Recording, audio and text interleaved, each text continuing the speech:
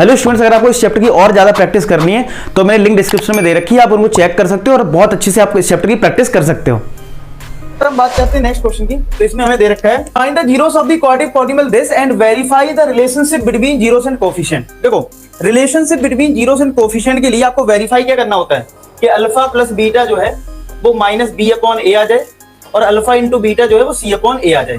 अब ये alpha beta क्या है? अल्फा बीटा आपके एक्स की जो दो वैल्यूज होती है यानी जीरोस, ठीक है, वही है तुम्हारा अल्फा बीटा। और ये बी ए सी क्या है यहाँ पे? ये तुम्हारा कोएफिशिएंट कंपेयर करते हो स्टैंडर्ड इक्वेशन से वो। तो यहाँ पे पहले तो हमें जो दे रखा है ना quadratic 7y² minus 11/3y minus का 2/3। तो सबसे पहले तो एलसीएम लेके इसके मिडिल टर्म स्प्लिट करके हम y की दो वैल्यूज फाइंड आउट कर लेंगे। सबसे पहला काम तो हमें ये करना है। तो सबसे पहले 3 एलसीएम ले लेंगे।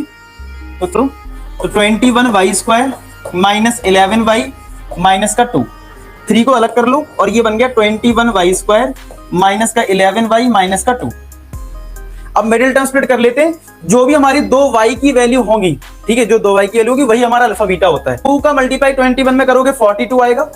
42 को ब्रेक करो 11 में तो 14 इंटू 3, 14 माइनस 3 11 होता है और 14 इंटू 3 42 होता है। तो यहां से आपका आ जाएगा 1/3, आ गया 21y²। इस 11y को हम लिख देंगे माइनस का 14y प्लस का 3y, ठीक है।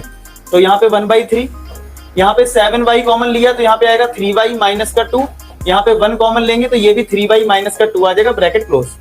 तो 1/3 एक ब्रैकेट में आ जाएगा 7y प्लस 1 और यहाँ पे आ जाएगा 3y माइनस का 2। ये इस तरीके से आपको मिल जाएगा, ठीक है। तो अब आपको अगर ये दो ब्रैकेट मिल गए हैं यानी कि 7y प्लस 1 3y माइनस 2, ये अगर आपको दो ब्रैकेट मिले हैं तो क्या होगा इसको हमें समझना है, ठीक है। तो आप एक बार इसको जीरो कर दो, एक बार इसको जीरो कर दो।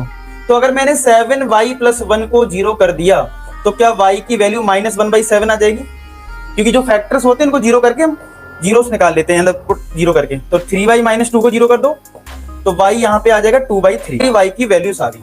अब ये अगर y की हमारी वैल्यू आई है तो ये हमारा अल्फा हो जाएगा एक, ये दूसरा वाला बीटा। अच्छा, अल्फा बीटा तुम किसी को भी ले सकते हो, ये कोई रूल नहीं है कोई पहले वाले को ही अल्फा लो, किसी को भी ले सकते हो। अल्फा बीटा में कोई दिक्कत आपकी नहीं है, आप किसी को भी पहले रख सकते हो, इसमें कोई दिक्कत वाली बात नहीं है। अब क्या होगा, अब जो मेन हमारी स्टैंडर्ड इक्वेशन है 7y² माइनस 11/3y माइनस का 2/3, अब हमें क्या करना होता है, इसको स्टैंडर्ड से कंपेयर करना होता है। स्टैंडर्ड मतलब ax² plus by plus c equal to, मतलब इससे कंपेयर करना होता है। अच्छा, y हो चाहे x हो उससे फर्क नहीं पड़ता है, ठीक है। मैंने हमारा इधर x लिख लो चाहे y लिख लो, कोई फर्क नहीं पड़ता है। मैंने x लिखा है, आप y लिख सकते हो, ठीक है। बस हमें कोएफिशिएंट देखना है, मेन मुद्दा क्या है, इधर y कर लो, चलो कोई दिक्कत नहीं, ठीक है। अब आपको क्या करना है, कंपेयर करना है। a हमारा 7 हो जाएगा, a हमारा 7 हो गया। b हमारा कितना है, माइनस का 11/3 है और c कितना है, माइनस का 2/3 है। ये जब abc आ गया, इसके बाद अब तुम्हें बताया गया है एनसीईआरटी में कि अल्फा प्लस बीटा निकालना है। देखते हैं कितना आता है। तो अल्फा मेरा है, हमने लिया माइनस 1/7, बीटा लिया है 2/3। तो एलसीएम आएगा 21, ठीक है। एलसीएम क्या आ गया, 21 आ गया। तो 7 3 जा 21, 3 7 जा 20 नहीं 14। तो क्या 11/21 आया? आप हो गए हाँ आया। तो ये किसके बराबर प्रूव करना होता है, माइनस बी अपॉन ए के। चेक कर लेते हैं, माइनस बी कितना है, माइनस 11/3, ए कितना है 7। तो क्या ये 11/21 आ गया? इसका मतलब है कि अल्फा प्लस बीटा जो है वो माइनस बी अपॉन ए के इक्वल हमारा आ गया, वेरीफाई हो गया। जो हमें करना था ना, verify relationship between zeros and coefficient. दूसरी चीज हमें क्या वेरीफाई करनी होती है, alpha into beta. Alpha into beta, तो अल्फा कितना है, माइनस 1/7, बीटा है 2/3 यानी कि माइनस का 2/21।